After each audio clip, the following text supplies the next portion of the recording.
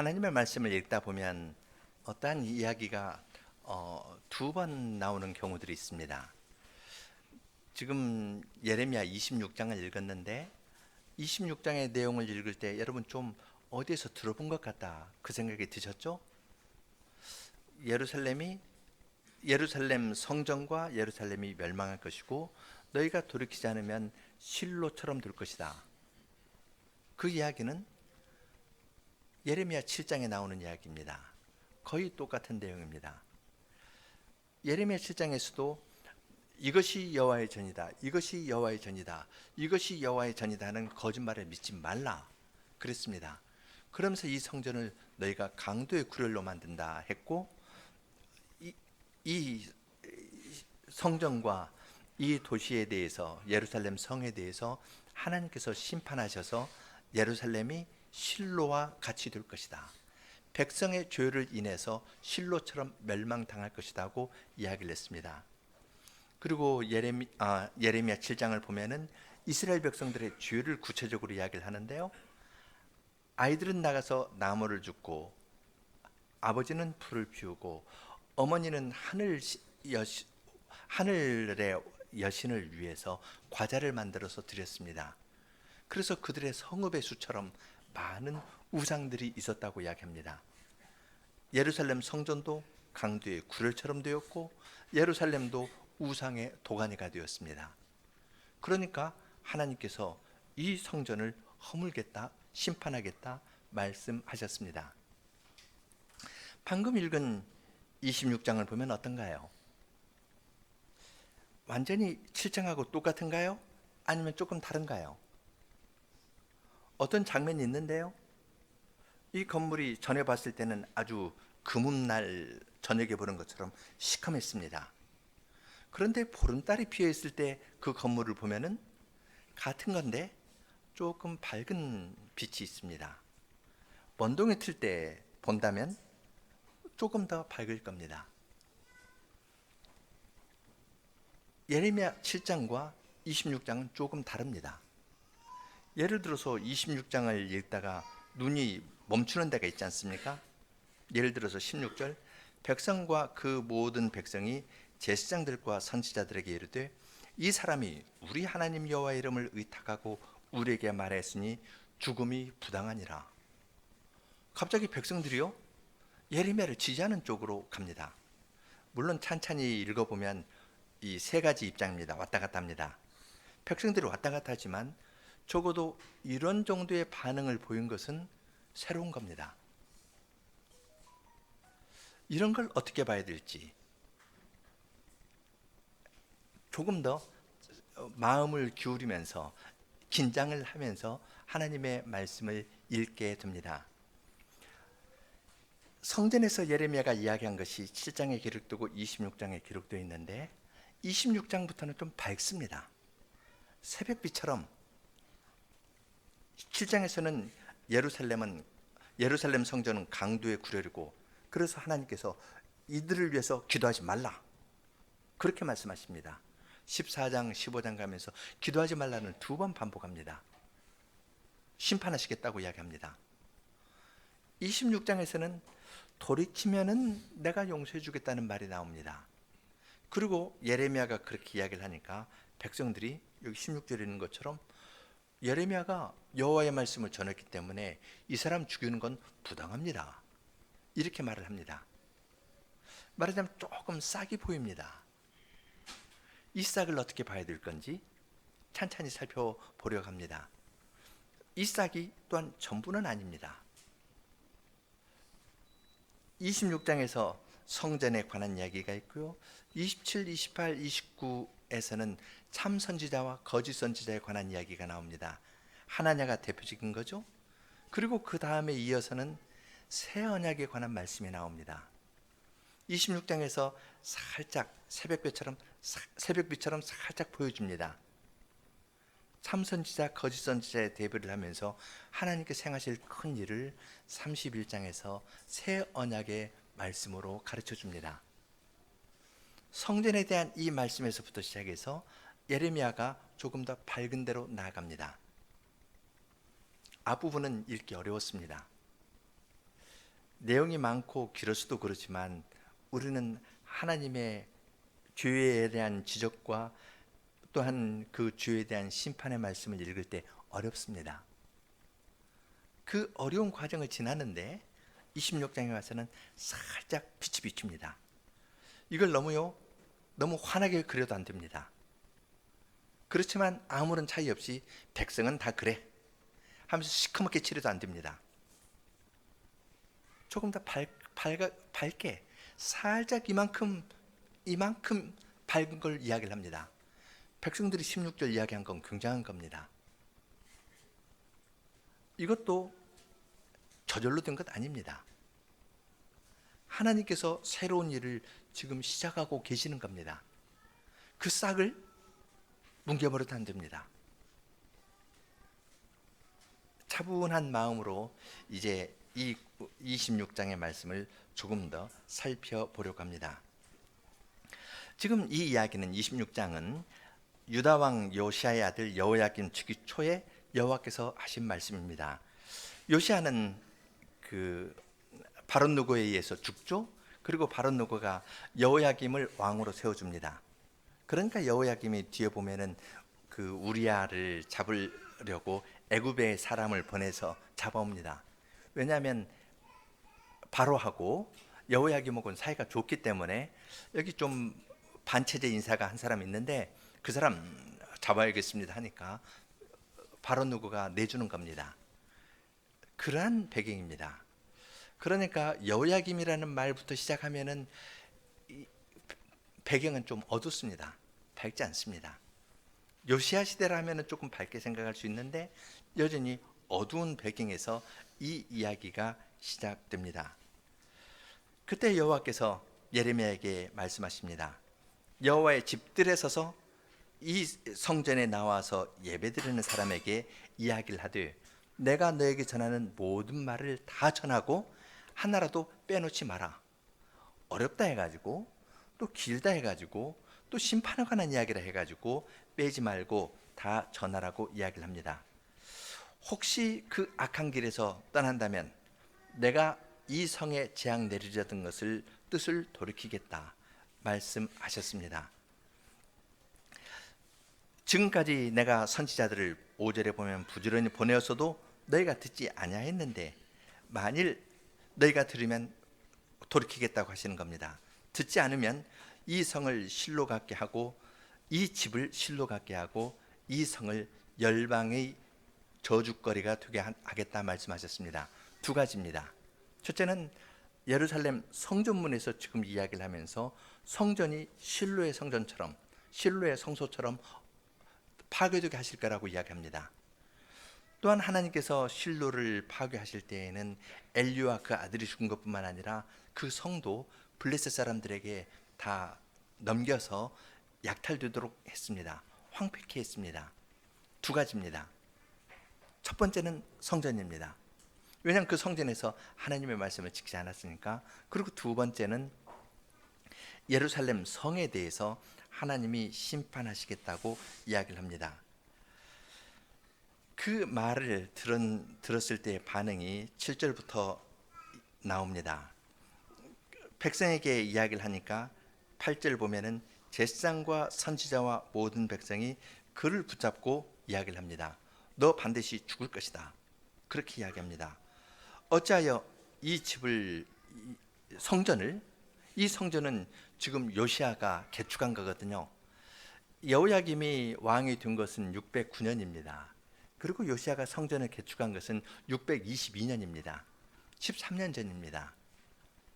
그리고 여기에 그들이 10절에 보면은 여호와의 집에 새 문 어귀에 앉았다 했는데 새 문이라는 것이 새로 만든 문이라는 겁니다. 아마 요시아 때 성전 개축하면서 새로 만든 문이라 생각이 됩니다. 좀 우상을 철거하면서 들어갈 때 엄격하게 따지는 레위인 보초들이 서서 걸어가지 않은 사람은 들어오지 못하게 하는 그러한 문이었을 겁니다. 그렇게 요시아 시대에 성전을 개축했었는데 13년밖에 안 됐고요. 문도 이름도 세문입니다. 건물 13년 된 건물이면 비교적 깨끗하지 않습니까? 성전이면 관리도 잘 했겠죠. 그런데 이 성전을 실로 갖게 한다. 그러면 이스라엘 백성들에게는 이 심리적인 요동함이 생길 겁니다. 그래서 지금 백성들이요, 제사장이나 선지자들 함께 전부 붙잡고 너는 죽을 것이다. 왜냐하면 여호와의 집과 이 성에 대해서 이야기를 했기 때문에 그렇게 죽을 것이다. 그렇게 이야기를 합니다. 성전에서 그러한 일이 있었다는 이야기를 듣고 유다 방백들이 왕궁에서부터 여호와의 집으로 올라와서 여호와의 집에 있는 새로 지은 문에 앉았습니다. 이스라엘에서는 그 성전이 있고 오른편에 다윗 왕궁이 있습니다. 바로 가까이에 있으니까 바로 거기서 오면은 뭐 몇 분 안 걸립니다. 바로 성전 있고 그 솔로몬 궁전이 바로 오른쪽에 있습니다. 거기에서 이제 그 방백들이 올라왔습니다. 그때 11절 보면은 이제 제사장이나 선지자들이 고소를 합니다. 방백들이 하면 지도자들이죠. 지도자들이 성전의 문에 앉고요. 제사장하고 선지자들이 방백과 백성에게 이야기를 합니다. 이 사람은 죽음이 합당하니 우리 귀로 들은 것처럼 이 성을 쳐서 예언하였다고 말합니다. 작은 말이지만 이 법적인 말은 아주 정확합니다. 순서도 중요하고요. 하나라도 빠뜨리지 않고 모든 걸 이야기를 해야 됩니다. 예레미야가 이야기하는 것이 중요한 것은 첫째는 성전입니다. 성전이 실로와 같이 되고 이 성은 저주거리가 될 것이다. 그랬는데 고소하는 사람은 말 하나를 살짝 뺍니다. 성전은 빼고요. 이 성을 쳐서 이 성이 멸망된다고 이야기를 하였다고 고소합니다. 방백들에게 이야기를 할 때 정치적인 것으로만 이야기를 하는 겁니다. 아주 간교하죠.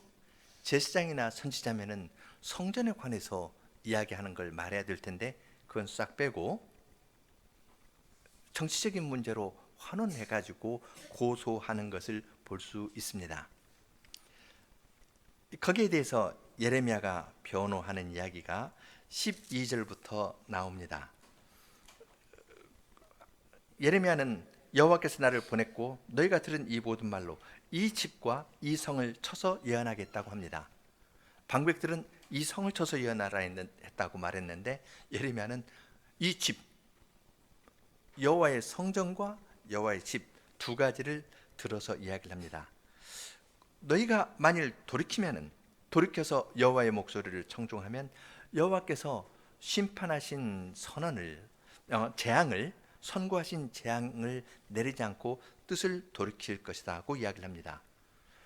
나는 나의 목숨은 너희 손에 있으니까 너희가 죽이든지 말든지 마음대로 할 수 있지만 그러나 무죄한 피를 흘리면 그 피가 너희의 몸과 성과 이 성 거민에게 돌아갈 것이다 하고 담담하게 이야기를 하였습니다.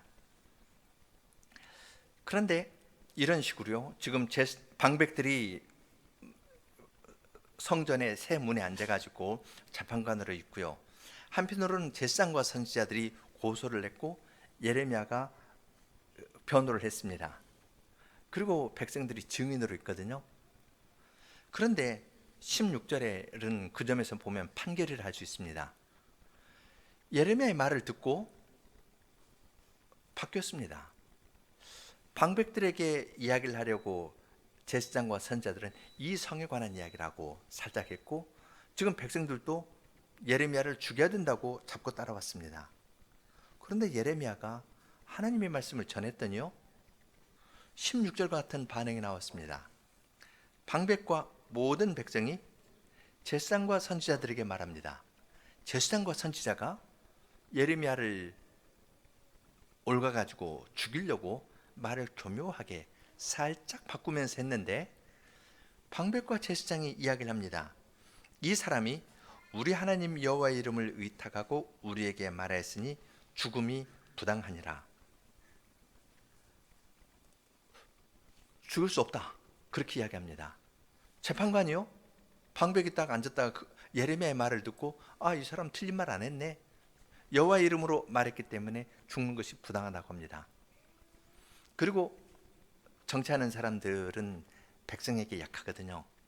백성들이 어떤 기미가 있고 폭동의 기미가 있으면 거기에 맞춰서 대응하는 것이 정치하는 사람들인데요. 백성들도 모든 백성입니다. 마음을 싹 돌아서 가지고 갑자기 예레미야 편에 섰습니다.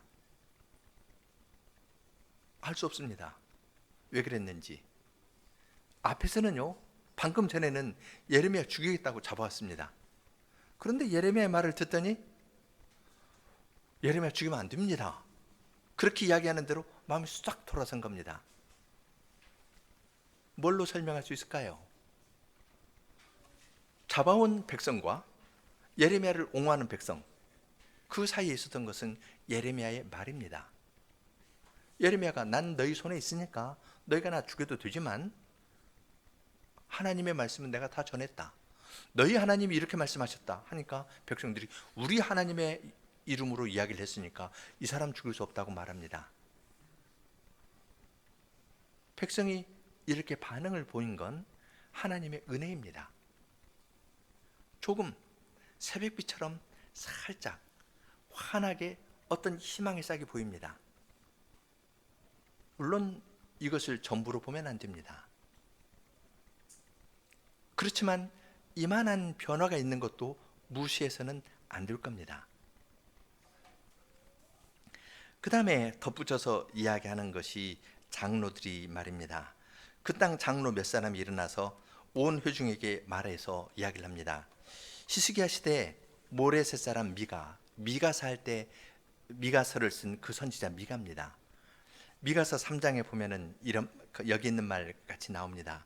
시온은 바깥이 경장함을 당하며 예루살렘은 무더기가 되며 이 전에 사는 숲풀의 높은 것 같이 되리라.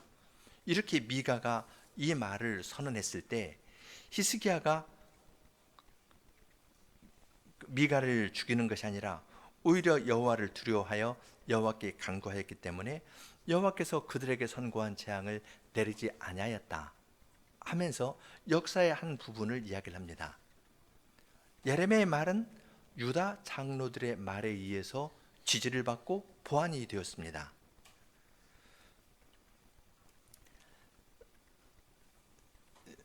히스기야도 그러한 이 성에 대해서 멸망을 선언한 미가를 죽이지 않았는데 여호야김 당신이 왕이 되자마자 이런 사람 죽이면 되겠습니까? 역사를 들어서 이야기를 하니까 그러한 생각을 그들도 잠시 포기하게 되었습니다.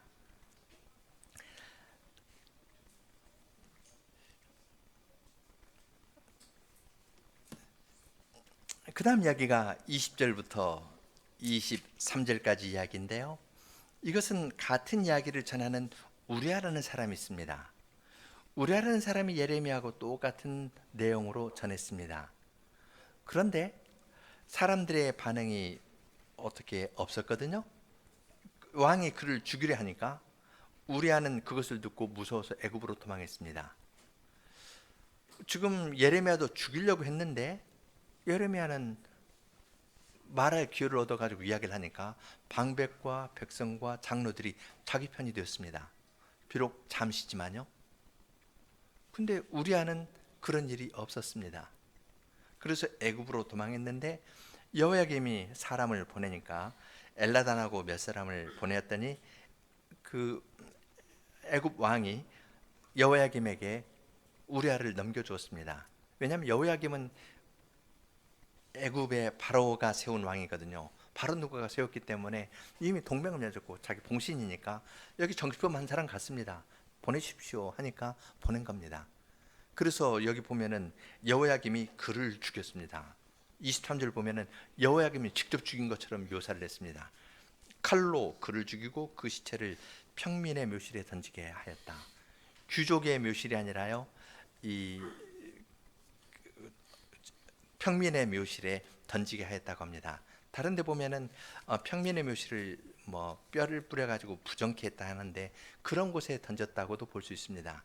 그러면 훨씬 부정한 상태로 그냥 던져버리는 것처럼 되는 겁니다. 그리고 24절에 또 다른 마지막 장면입니다. 사반의 아들 아이감이 예레미야를 보호하여 예레미야를 백성의 손에 내어주지 아니하여 죽이지 못하게 하니라. 12절에서는요, 백성들이 예레미야를 보호했는데 24절에 보면은 백성들이 예레미야를 죽이려고 합니다. 이걸 보호해 준 것은 사반의 아들 아이감입니다. 사반은 요시야 때 성전을 개혁할 때 앞장섰던 사람입니다. 율법을 서를 찾고 성전을 개축하고 하는데 앞장섰던 사람이 그 사반인데요. 그 아들 아이감이 예레미야를 보호해 줬습니다. 그러면 백성은 지금 이만한 수준에 있는 겁니다. 16절에서는 예레미야를 보호했는데 처음에는 예레미야의 말을 듣고 죽이려고 했다가요, 예레미야가 말을 잘하니까 예레미야 편에 서서 죽이면 안 됩니다. 장로들도 그렇게 이야기를 하니까 안 됩니다. 그랬습니다. 그런데 조금 지나니까 예레미야를 죽이려고 합니다. 그런 데에서 그를 보호해 준 것은 아이감이었습니다.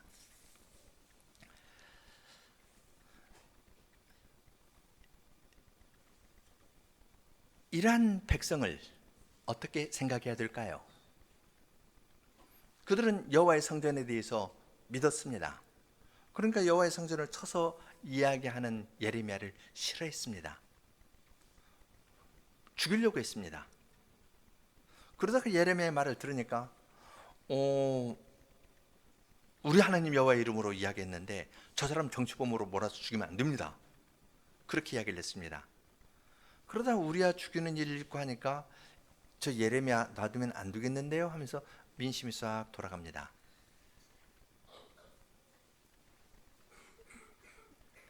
백성들의 마음이 이리저리 움직이고 있는 것을 볼 수 있습니다. 그러나 완전히 새카맣지는 않고요, 하나님의 말씀에 대해서 반응을 살짝 보인 건 있습니다. 살짝 보인 이만큼으로 존중해 주어야 할 것입니다. 그렇지만 그것보다 더 큰 문제가 있습니다.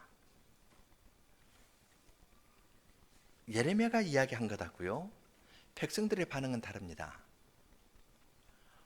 좀 예를 들자면요, 얘는 항상 문제가 있을 수 있는데 그래도 예를 들자면 어떤 사람이 소화가 안 된다 해가지고 위암이 걸렸는데요, 모르고 소화제만 자꾸 먹는다고 해보죠.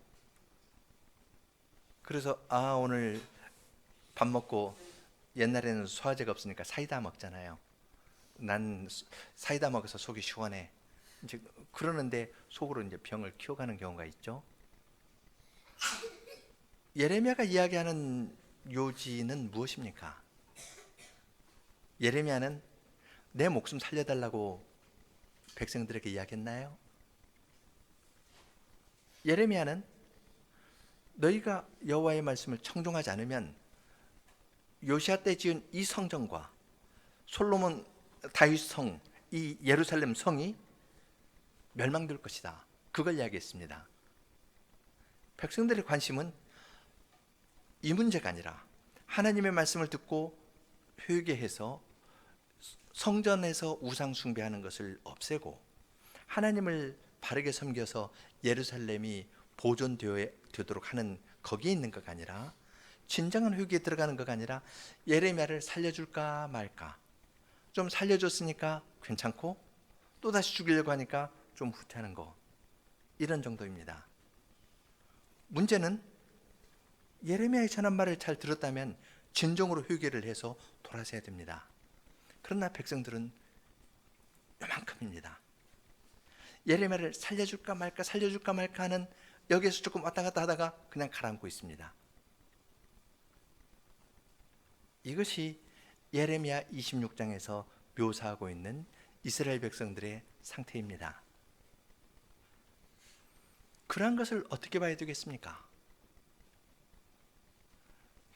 저놈들은 하나님의 말씀을 알려줘도 핵심은 놓치고 사람에게 초점 맞춰가지고 예레미야 우리아는 죽이도록 내버려두고 예레미야만 좀 살려줬다 말았다 이렇게 하는, 참 이 저효한 그런 사람들이다 하고 싹 치워버릴까요?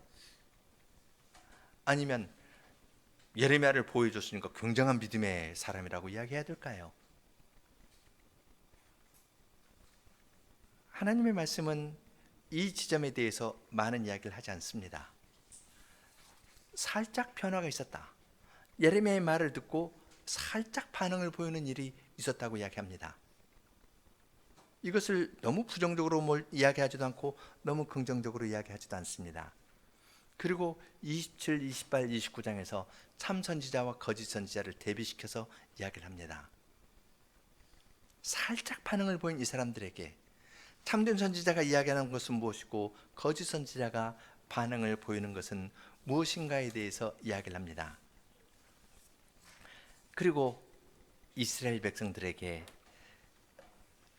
결국 그들이 하나님의 말씀을 듣지 않기 때문에 포로로 끌려갈 것을 이야기를 하고 포로에 끌려갔다가 그들이 다시 돌아올 것을 예레미야 31장에서 이렇게 이야기합니다. 31장 31절부터 33절까지 보겠습니다. 나 여호와가 말하노라.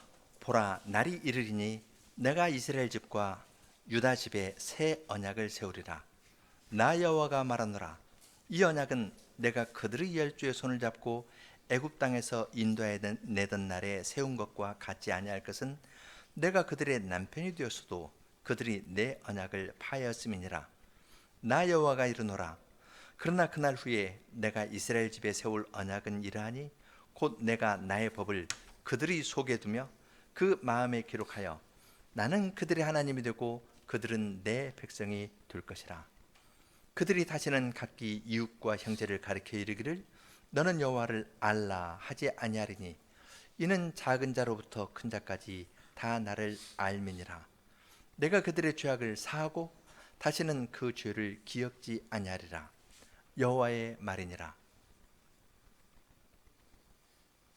이러한 백성에게 마음이 굳어졌고 하나님의 말씀을 주었어도 하나님을 배반하고 다른 데 떠난 백성을 하나님께서 찾아오시는 겁니다.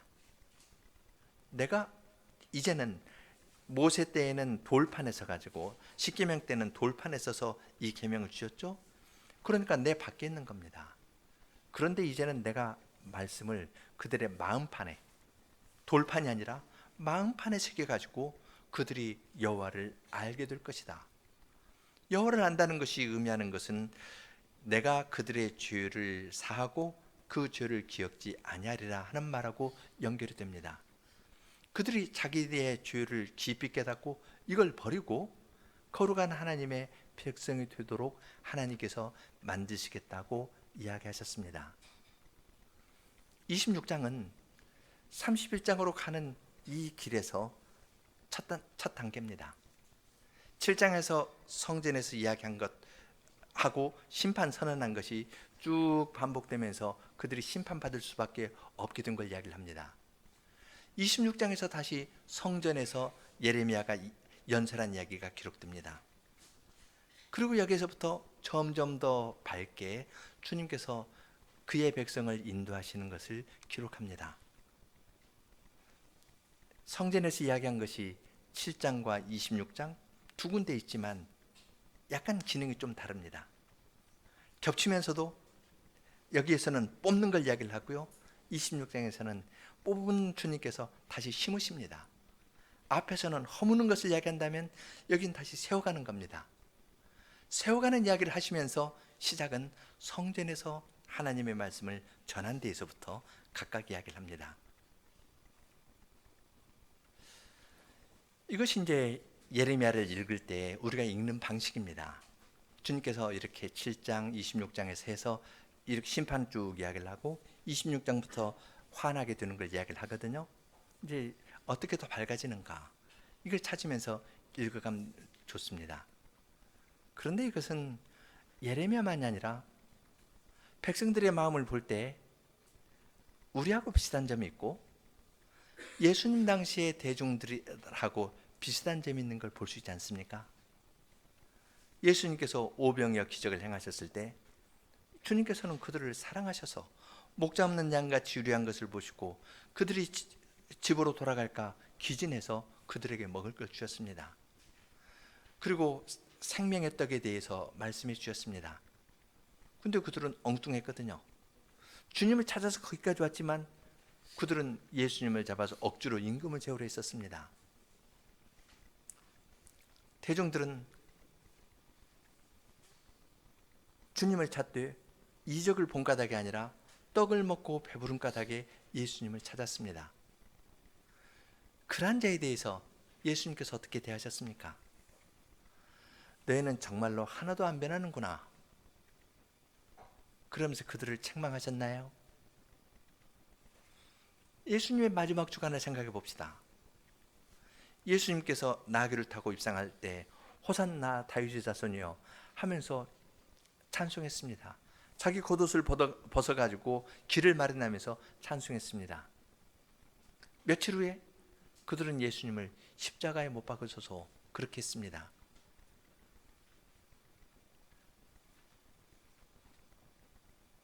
주님께서는 저들의 죄를 저들에게 돌리지 마옵소서 하면서 십자가에 달려 돌아가시면서 그러한 사람들을 위해서 주님께서 돌아가셨습니다. 이것은 이스라엘 대중의 상태만이 아닙니다. 예수님의 제자들은 어떠했습니까? 대중보다 조금 더 나았나요?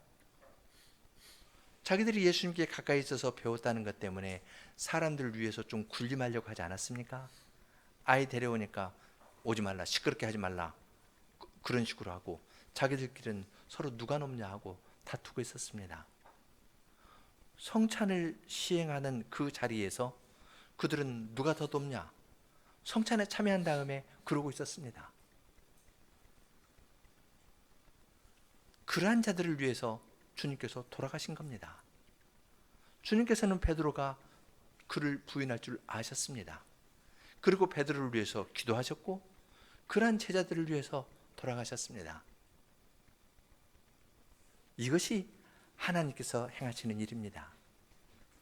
26장에 살짝 싹으로 보입니다.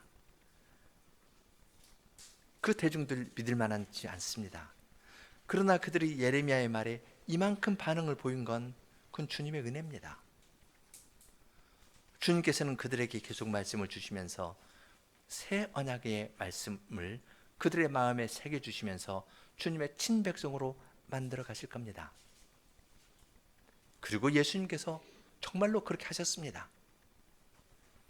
십자가에서 내려오면 믿겠노라, 그렇게 이야기하는 그들을 위해서 주님께서는 돌아가셨고, 주님을 부인하는 제자들을 위해서 주님께서는 기도하셨을 뿐만 아니라 그들을 위해서 돌아가셨습니다. 그리고 그러한 자들을 주님의 백성으로 삼으셨습니다. 그러한 주님의 사랑 때문에 저와 여러분이 지금 이 자리에 있는 것 아니겠습니까? 작은 순종이지만 이건 사람이 할 수 있는 것 아닙니다. 부족하지만 주님께서는 그 순종을 불러일으키셨고 더 충만하게 채워 나가십니다. 전에도 그렇고 주님께서는 지금도 주님의 말씀으로 연약한 우리에게 찾아오셔서 믿음으로 반응을 보이며 주님께 나오도록 인도하십니다. 우리는 다 양 같아서 그릇 행하여 각기 제 길로 갔지만 여호와의 종이신 그분은 아무 말 하지 아니하고 죽는 자리까지 나아가서 자기 지식으로 많은 사람을 의롭게 하는 그 일을 이루셨습니다. 함께 여호와의 종 찬송을 하겠습니다.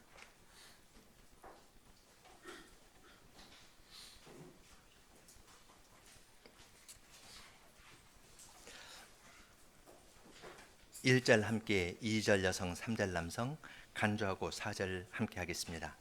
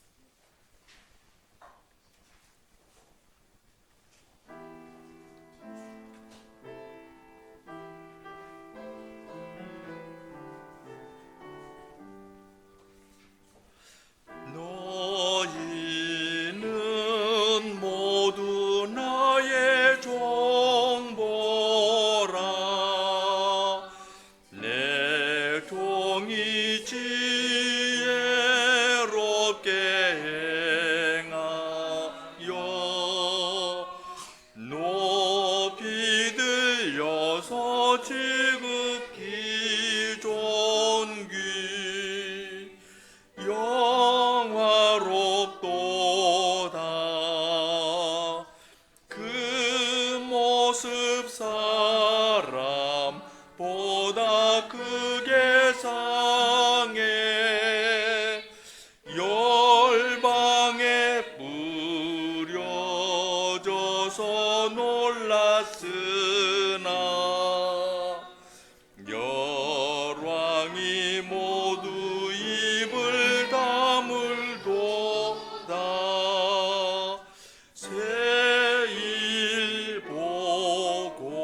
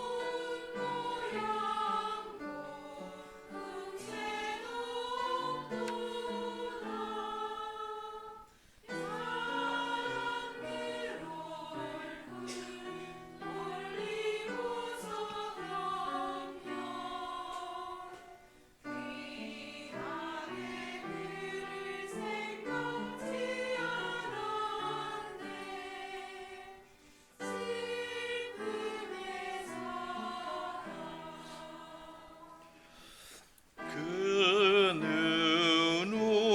우리의 병거를 메고 우리의 고통 당하였지만 우리는 그가 주님의 징벌 받는다 했네 그가 찔림은 우리 허물 때문 그가 상함은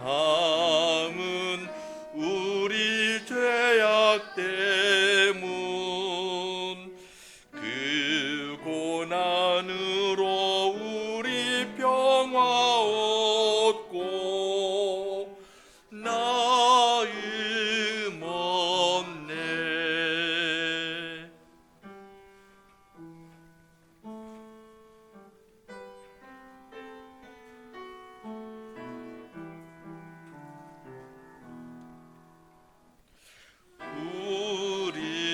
우리는 모두 양과 같아서 그릇 행하여 제 길 갔으나 주께서 우리 죄를 그에게 담당시켰네 곤욕당하여 괴로울 때에도 그 입을 열지 아니하였도다 돌 깎는 사람 앞에 양과 같이 잠잠했네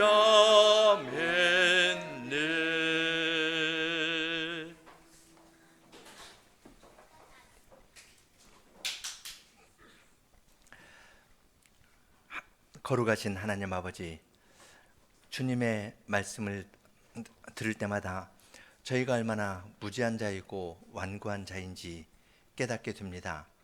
주님의 말씀이 와도 반응이 없고 그 말씀을 가지고 자기를 돌아보기보다는 다른 사람에 대해서 쉽게 판단하는 말을 하는 그러한 자들인데, 그러한 저희 안에 주님께서 놀라운 일을 행하시되 저희의 수준과 형편에 맞게 차츰차츰 행하시는 것을 저희들이 주님의 말씀에서 배웁니다.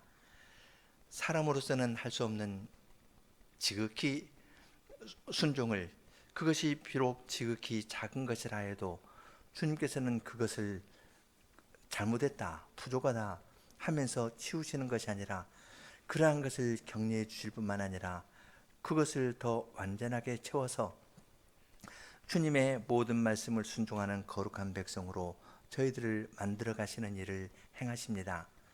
저희로서는 그 일을 할 수 없기 때문에 각기 자기 길을 갖고 자기 원하는 길을 하던 저희들을 그러한 데에서 고쳐주시려고 여호와의 종이신 사랑하시는 아드님을 보내어 주셨고, 아드님께서 죽기까지 순종하여서 얻으신 의를 저희들에게 입혀 주셨을 뿐만 아니라 저희 안에 그리스도의 마음을 품게 하여 주시고, 그리스도께서 잠잠히 하나님의 모든 말씀에 순종하신 것처럼 저희들도 주님의 뒤를 따라 주님의 말씀을 순종할 백성으로 따라갈 마음을 저희 안에 불러 일으켜 주시고, 저희들이 약해서 넘어질 때에는 다시 손을 잡아 일으켜 주시면서 내가 너를 붙잡았으니 너도 나를 붙잡으라 말씀하시면서 주님 가까이로 불러주시고 인도하시는 일을 저희 가운데에서 계속 행하십니다.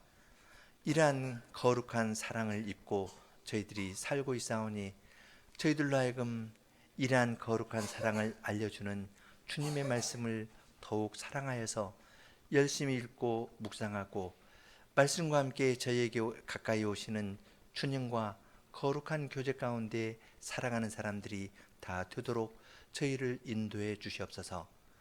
예수님 이름으로 기도합니다. 아멘.